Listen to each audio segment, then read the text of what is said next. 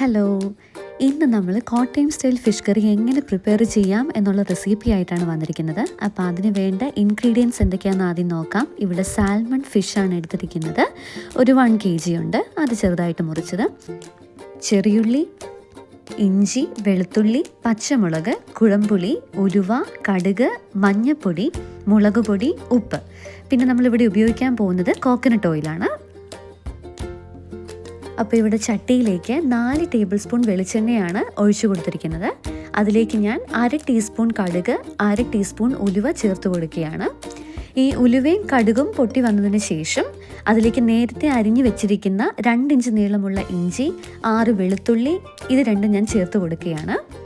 അപ്പോൾ ഇത് രണ്ടും ചേർത്ത് കൊടുത്തതിന് ശേഷം ഇതിൻ്റെ ഒരു പച്ച മണം മാറി വരാൻ വേണ്ടി ഒരു 15 സെക്കൻഡ് നമ്മൾ ഒന്ന് ഇളക്കി കൊടുക്കണം. ഇനി ഇതിലേക്ക് നേരത്തെ അരിഞ്ഞു വെച്ചിരിക്കുന്ന ചെറിയുള്ളി ചേർത്ത് കൊടുക്കുകയാണ്. അപ്പോൾ ഈ ഇഞ്ചി, വെളുത്തുള്ളി, ഉള്ളി നമുക്കിത് 3 നന്നായിട്ടൊന്ന് വഴറ്റി കിട്ടണം. അതിനുവേണ്ടി നന്നായിട്ടൊന്ന് ഇളക്കി കൊടുക്കുകയാണ്. ഇതൊരു പാതി വഴറ്റി കിട്ടിയതിന് ശേഷം അതിലേക്ക് പച്ചമുളകും കറിവേപ്പിലയും കൂടെ ഞാൻ ചേർത്ത് കൊടുക്കാൻ പോവുകയാണ്. എല്ലാം ഒന്ന് നന്നായിട്ടൊന്ന് ഇളക്കി കൊടുക്കണം. എല്ലാം ഒന്ന് വഴറ്റി കിട്ടിയിട്ടുണ്ട്.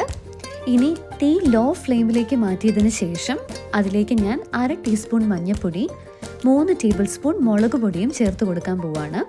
ഇനി നിങ്ങൾക്ക് എരിവുള്ള ഫിഷ് കറിയാണ് ഇഷ്ടമെങ്കിൽ അതിലേക്ക് 2 ടേബിൾ സ്പൂൺ കശ്മീരി മുളക് പൊടിയും 1 ടേബിൾ സ്പൂൺ എരിവുള്ള മുളക് പൊടിയും നിങ്ങൾക്ക് ഉപയോഗിക്കാവുന്നതാണ്.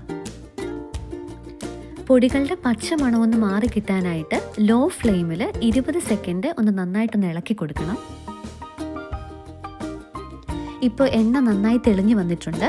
ഇതിലേക്ക് നമ്മൾ നേരത്തെ ചെറു ചൂടുവെള്ളത്തിൽ ഇട്ട് വെച്ച കൊടംപുളി ചേർത്ത് കൊടുക്കുകയാണ്. തീ മീഡിയം ടു ഹൈ ഫ്ലെയിമിലേക്ക് മാറ്റിയതിന് ശേഷം അതിലേക്ക് 1.5 കപ്പ് വെള്ളം ഒഴിച്ചു കൊടുക്കുക. ഇപ്പോൾ ഇവിടെ തന്നെ നമുക്ക് ഉപ്പും ചേർത്ത് കൊടുക്കാവുന്നതാണ്. അപ്പം ഞാൻ ഇവിടെ ഒരു 1.5 ടീസ്പൂൺ ഉപ്പാണ് ചേർത്ത് കൊടുക്കുന്നത്. ഉപ്പിൻ്റെ അളവ് നിങ്ങളുടെ ആവശ്യാനുസരണം മാറ്റാവുന്നതാണ്. ഇപ്പോൾ വെള്ളം നന്നായി തിളച്ച് വന്നിട്ടുണ്ട്. ഇതിലേക്ക് നമ്മൾ നേരത്തെ മുറിച്ച് വെച്ചിരിക്കുന്ന മീൻ കഷ്ണങ്ങൾ ചേർത്ത് കൊടുക്കുകയാണ്.